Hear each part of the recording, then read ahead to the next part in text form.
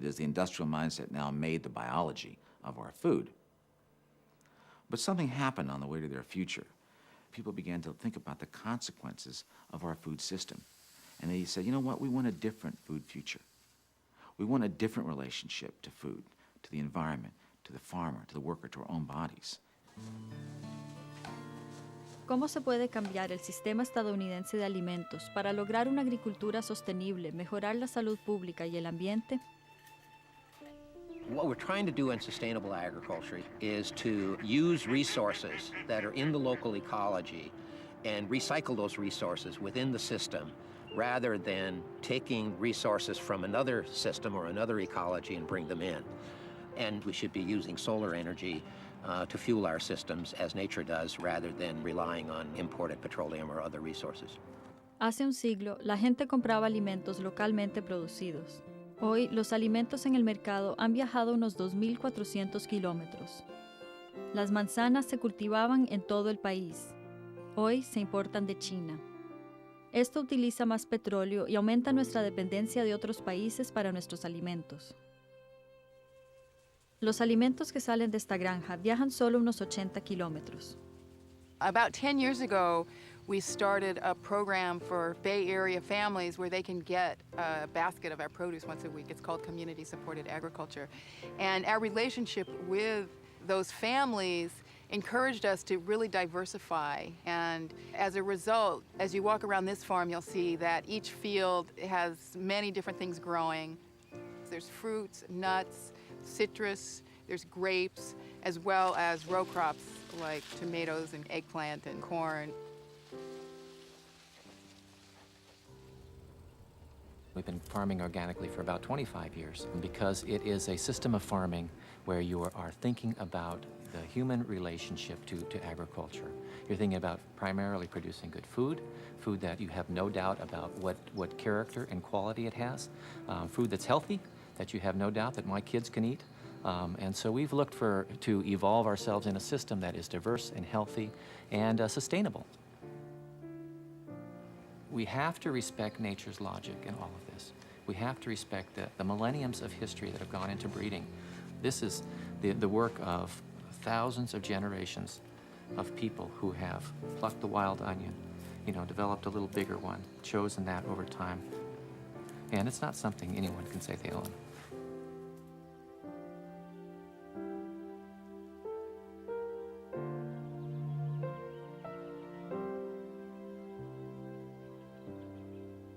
En 1990, el gobierno de Estados Unidos intentó describir las normas orgánicas.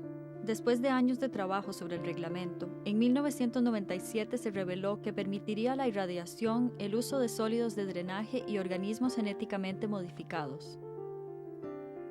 El gobierno enfrentó una de las protestas de consumidores más grandes en la historia. 275,000 ciudadanos escribieron al Departamento de Agricultura y exigieron que las normas orgánicas se mantuvieran puras. Los consumidores ganaron. The underpinnings of my conversion to organics are not so much the economic point, it's the health point. To protect my health, protect my family's health, and my neighbors. Because if I'm the steward of my own land, that also means I'm responsible for what's happening outside of my little parameters, my fence line. Our Saskatchewan Organic Directorate has taken this position that organic farming is a real alternative to the farm crisis. Ha ocurrido una revolución con la ingeniería genética, pero también una contrarrevolución. Una vez más, la gente está comprando alimentos cultivados por agricultores locales.